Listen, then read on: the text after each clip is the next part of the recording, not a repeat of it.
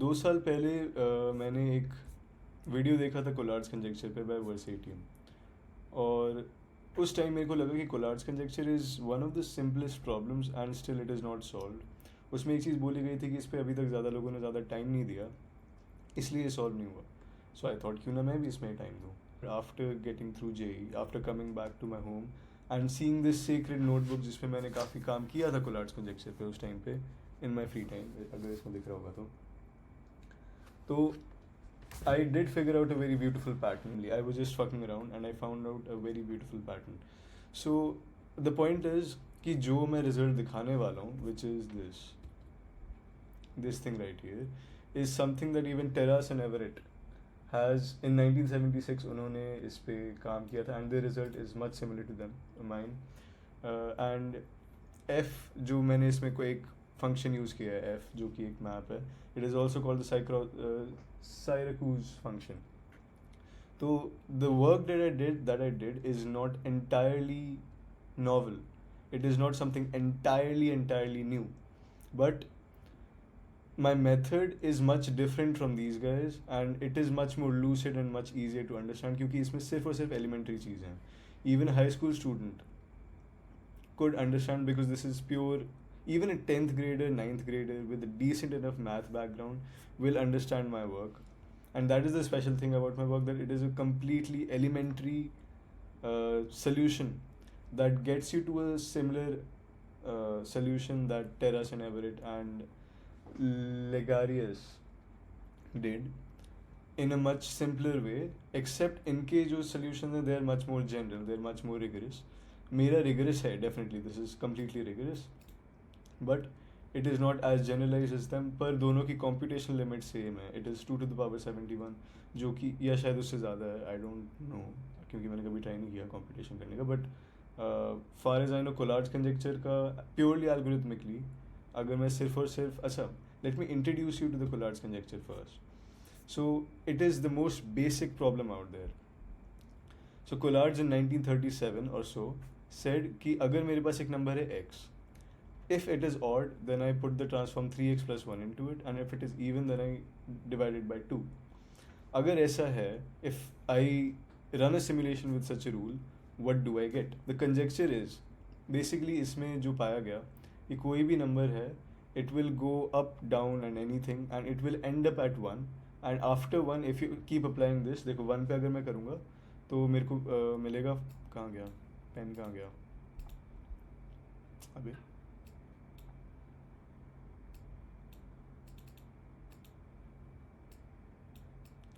तो मेरे को मिलेगा, अगर जैसे मेरे पास 1 है, 3x plus 1 से मेरे को 4 मिलेगा, 4 से अब मैं डिवाइड बाई 2 करूँगा 2 और फिर मेरे को मिला 1. So now this loop continues, ठीक है. And this loop is what Collatz's asks कि क्या हर एक नंबर इसी लूप में आके फंसता है. That's what he asks, that is a conjecture. तो now I try to prove it by what.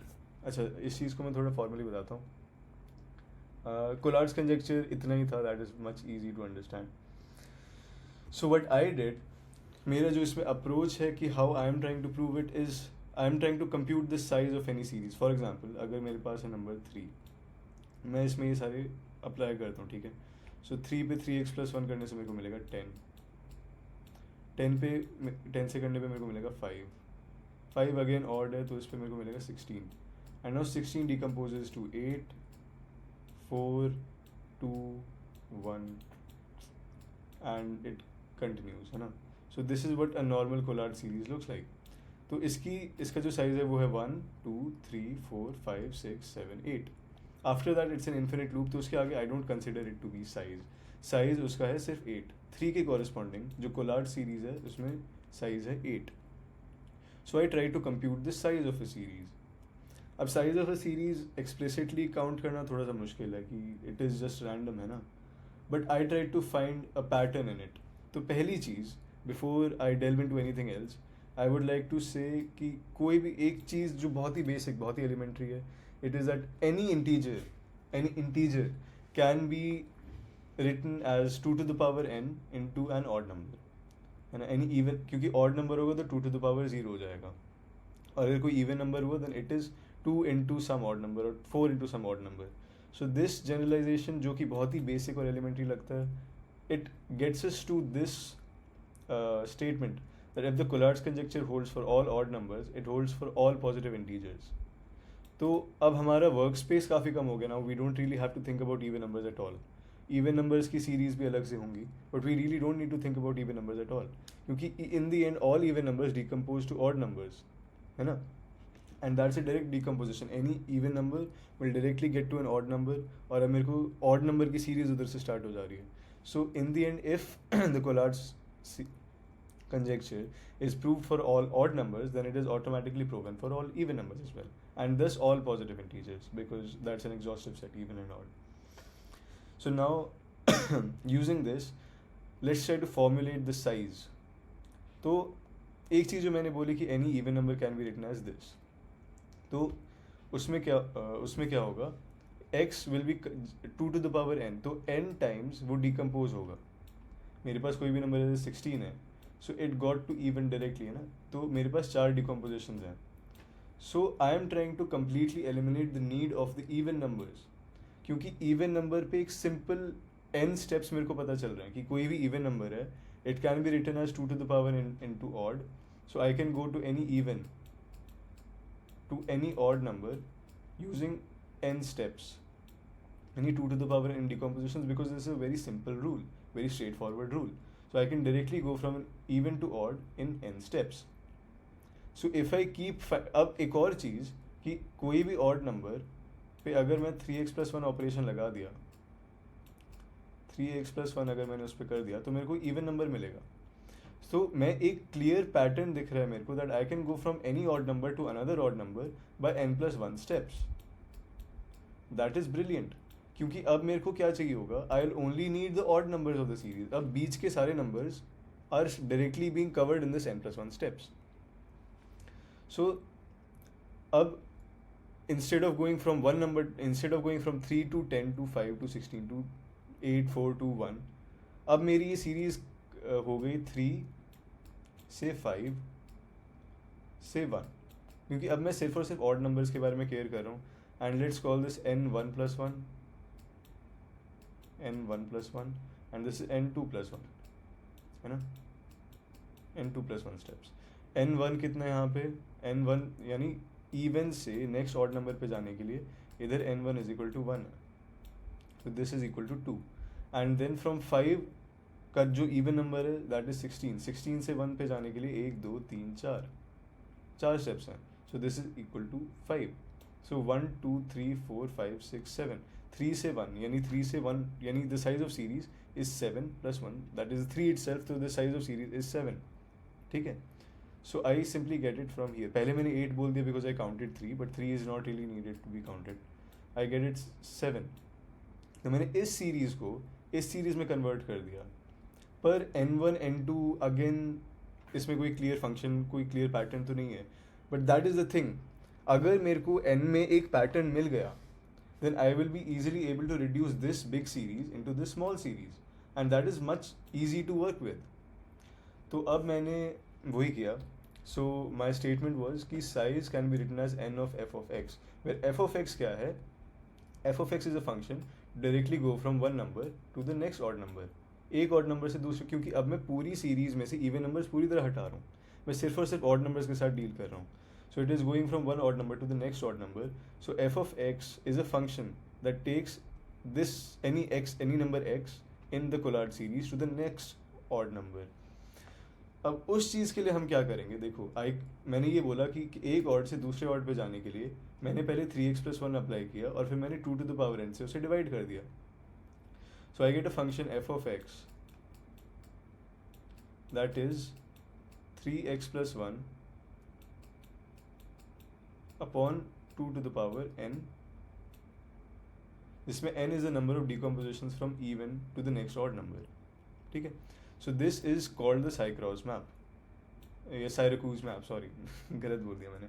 Syracuse map. This is I figured out, मैंने after जब मैंने अपना solution complete कर दिया and I went on to different forums to discuss about my solution, तो मेरे को पता चला this is already an existing map called the Syracuse map.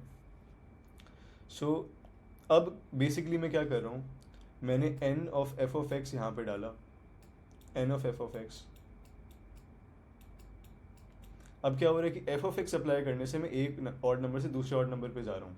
And now if I apply the same function to this, जैसे f of 3 here, f of 3 जो कि f of x is again dependent on n of x, है ना।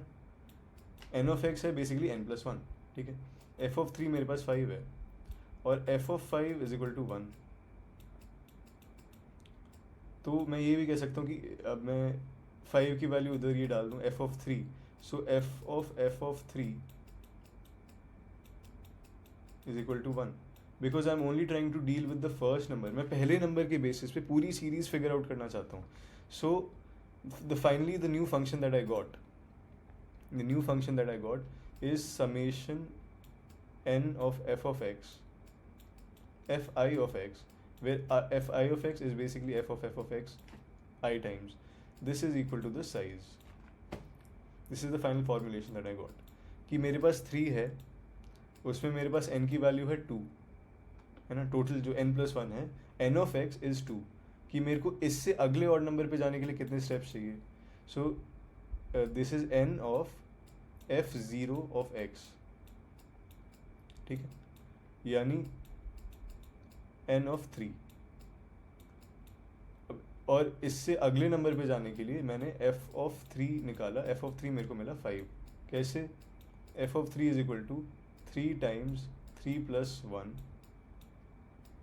3 times 3 plus 1, अबे यार, 3 times 3 plus 1 upon 2 to the power n of x plus 1, n of x, ठीक है।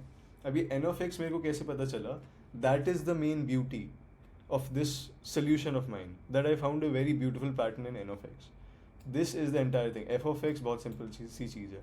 अब समेशन के लिए अच्छा, यहाँ से मैं 5 पे पहुँच गया अगले ऑर्ड पे, उसके बाद फिर n of f 1 of x निकालूंगा मैं, है ना, यानी n ऑफ f ऑफ 3, तो अब उससे मेरे को 1 मिल जाएगा, जैसे कि मैंने समझाया। अब एक और चीज़ जो इस समेशन में रिमेनिंग है, that is the set i belongs to s, कि ये जो समेशन की लिमिट क्या है। समेशन की लिमिट निकालने के लिए i बिलोंग्स टू s, तो पहली चीज़ जो कि बहुत ही क्लियर है कि i should definitely belong to whole numbers, ठीक है।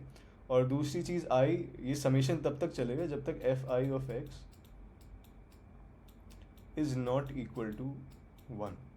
जब 1 हो जाएगा then the summation stops. So that is what I concluded. Size का फंक्शन ये रहा, ठीक है। एफ ऑफ एक्स जो साइरक्यूज मैप है वो ये रहा, और जो सेट समेशन सेट है वो ये रहा, and I have explained right now how it is. Now we come to the main part, N of X that is purely observation based, ठीक है। तो मैंने यहाँ पे एक टेबल बनाया, तो ओरिजिनली जो मैंने अपना काम किया था मैं दिखाता हूँ। It is from, I have made a series from 1 to 129, if you can see, ये 129 तक लिखा है मैंने। तो यहाँ पे मैंने सारी कैलकुलेटर से, क्योंकि तब मेरे पास कंप्यूटर भी नहीं था अपना खुद का जे के टाइम पे, कैलकुलेटर से मैंने हर एक वैल्यू हैंड रिटन कंप्यूट की थी 1 से लेके 129 तक, just to see a pattern. अब इसमें आप देखोगे पैटर्न बहुत ही एविडेंट है, 1 0 3 0 1 0 2 0 1 0 5 0 1। देखो 3 के अराउंड सिमेट्री, 1 0 1 0 1 0 3 0 1, 3 के अराउंड सिमेट्री है, ठीक है। फिर 0 1 0 2, अच्छा अब इधर से देखो, इधर से मैं एक और सीरीज बनाऊँ, 1 0 2 0 1 0 5 0 1 0 2, around 5 up till here there is a symmetry, 0 1 0 2 0 1, है ना, 0 1 0 2 0 1, एंड 5 के इधर भी 0 1 0 2 0 1। सो that is a symmetry that I saw, and I saw it recurring many times. अब इसके आगे भी देखो, अब ऐसा नहीं है कि it is only here, when I, जब मैंने इसे और जनरलाइज किया, एक मिनट, जब मैंने इसे और जनरलाइज किया इस पेज पे, जो सेकंड पेज है, तो मैंने देखा कि if I remove this zero completely, ठीक है, अगर मैं ज़ीरो वाले टर्म्स को पूरी तरह हटा दूँ, जो मैंने इधर किया है, सिर्फ 1 वाले टर्म्स को रखूँ, still the interlocking pattern exist in a different set of way. Camera quality थोड़ी ख़राब है। अब देखो 1 3 1 2 5 1, तो इसमें 1 रिकरिंगली अपीयर कर रहा है, 1 बीच में रह गया मेरा, सॉरी, उसमें 1 रिकरिंगली अपीयर कर रहा है, एंड दिस सिमेट्री स्टिल परसिस्ट्स। 5 के अराउंड 1 2 मतलब अभी मैं पढ़ नहीं पा रहा था जल्दी, पर the symmetry still exists and that is called self symmetry.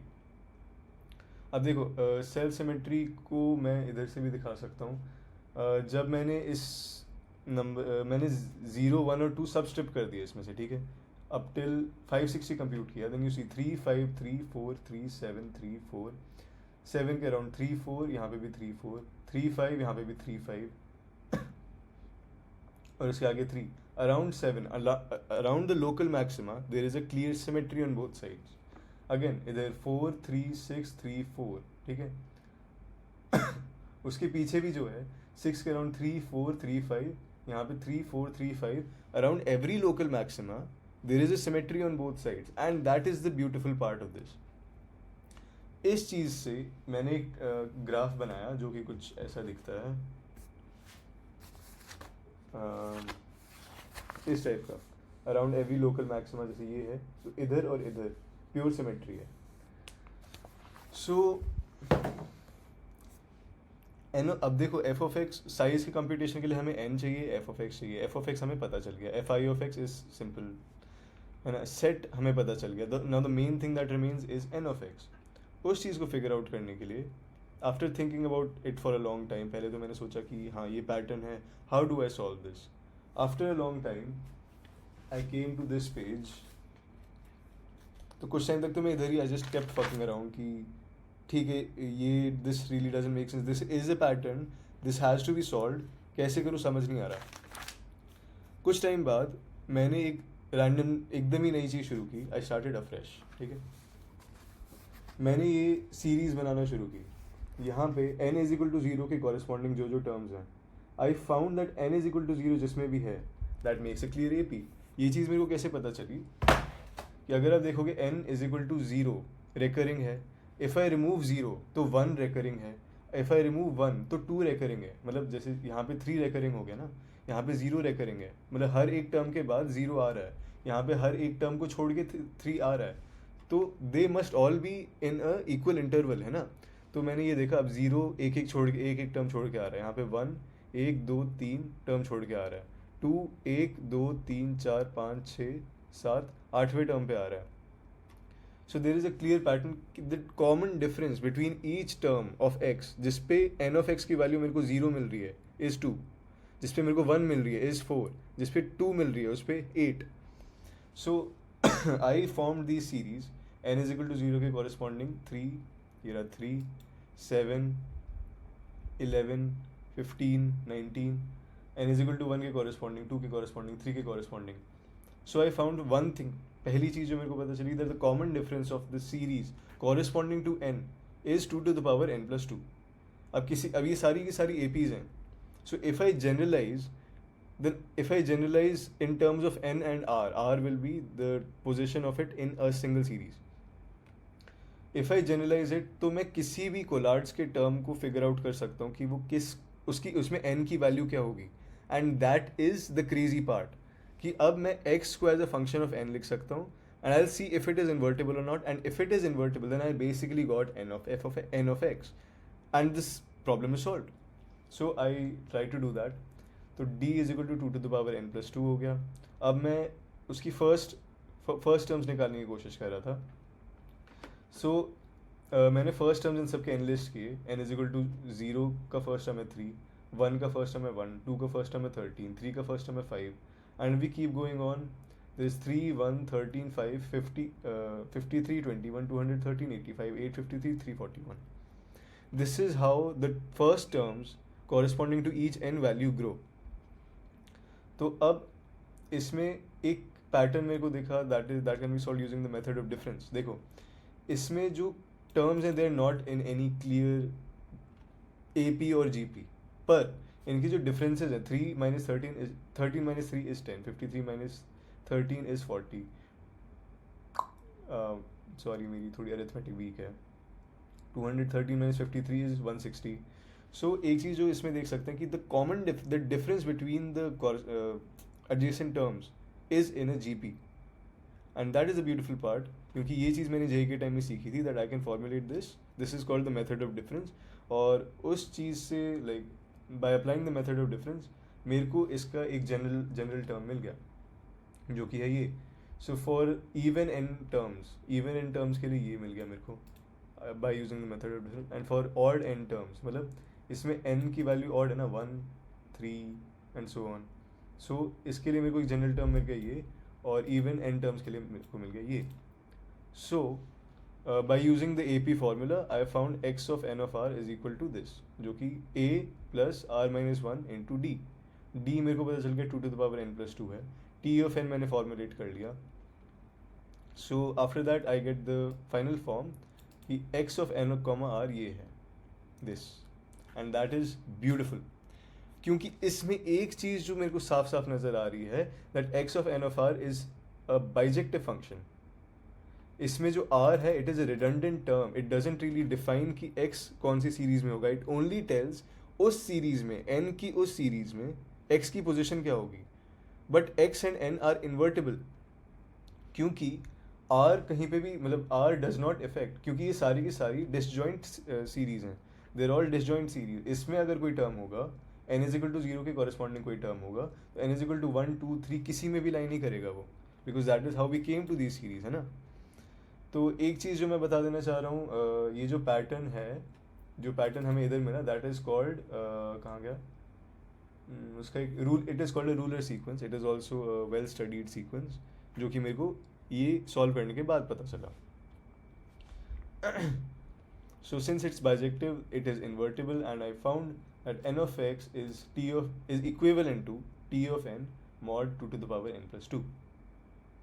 And I got it all. अब मेरे को n of x मिल गया, मेरे पास f of x है, t of n की वैल्यू मैंने यहाँ लिखी है, fi of x का मतलब क्या है, I have formulated the size.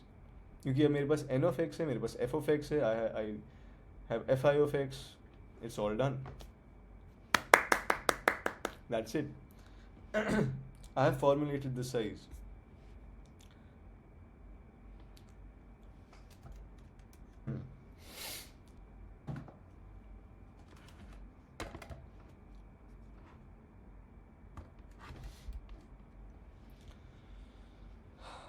So now the point is, इसकी limitations भी हैं. Now you've got the solution in a very lucid, very easy to understand method. बहुत ही easy चीज़ थी ये. This is very basic elementary shit. This is just arithmetic progression, geometric progression, method of difference, जो कि हमने class 11th में पढ़ी. और इसकी वजह से we found a general closed form of computation of any Collard series. पर इसकी limitation ये है कि इसमें जो f of x function है, ये देखो, this is recursive. I can tell कि next term क्या होगा of the summation, but I can't tell the next to next term, क्योंकि उसके लिए मेरे को again पिछले टर्म की n of x वैल्यू चाहिए होगी, जिसके लिए मेरे को f of x चाहिए होगा. So it is a recursive function. इसकी वजह से अगेन मैं, क्योंकि इसका कोई क्लोज फॉर्म नहीं है, it is not predictable through and through. इसका हर एक टर्म, और most importantly the Collatz's problem comes up again in the value of i. s is not a predictable set, क्योंकि इसमें अगेन fi of x आता है, जिसमें मेरे को हर एक n of x की वैल्यू कंप्यूट करनी पड़ती है. I don't know the limit of the summation, और क्योंकि मेरे को लिमिट ऑफ द समेशन नहीं पता, I cannot tell if the size is finite or not. I cannot say if the series is convergent or divergent, क्योंकि मेरे को उसकी लिमिट ही नहीं पता. मेरे को उसके बारे में specifications है ही नहीं. I have to compute each and every term again and again. So the problem is same, but it is solved faster. That is the only difference that my solution creates. But it has a lot of scope of increasing, first of all, computability. So I need to work on I. अब I पे भी मैंने काफ़ी काम किया था, मैंने उसके काफ़ी सारे प्लॉट्स निकाले. So that is a future video probably if I make a breakthrough in predicting i. But I makes the same structure as the Collatz series. It is as unpredictable as Collatz, क्योंकि मेरे को हमेशा compute करना पड़ता है. So that is the wall I hit. That is the limitation of this, and that is about it, my solution of the Collatz's conjecture. I am glad इतनी देर तक तुमने मेरी बात सुनी, and I hope it was interesting. Well, bye bye.